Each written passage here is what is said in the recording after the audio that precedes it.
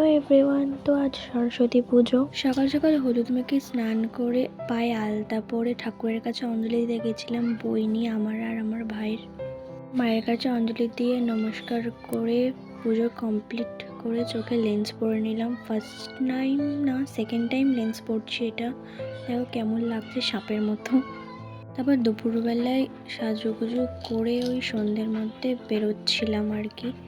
এখন রেডি হচ্ছি, এটা আমার ফাইনাল আউটফিট। কেমন লাগছে তোমরা জানিও। তারপর দুজনে বেরোলাম, একটুখানি রাতেও বেরিয়েছিলাম, আবার কালকে সকালেও বেরোবো।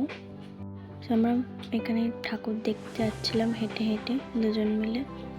আমরা অনেকগুলোই ঠাকুর দেখলাম দুজনে হাঁটতে হাঁটতে। এই দেখো, এটা একটা কোটের ভেতরের ঠাকুর।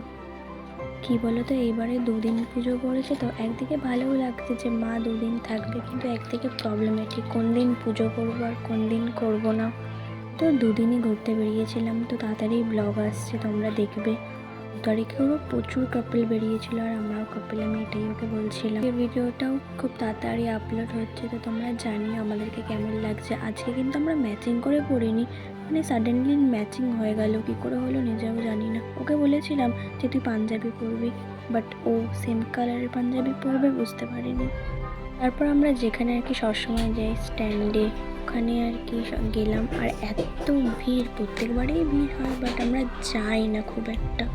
ওই দিন পুষ্পাঞ্জলি দিয়েছিলাম বলে কিছু খাইনি, ফুচকা খেয়ে বাড়ি চলে আসি। তারপর নিজের রূপে চলে এসে শুয়ে পড়ি। বাই, আজকের ব্লগটা এটুকুনি। ভালো থেকো সবাই।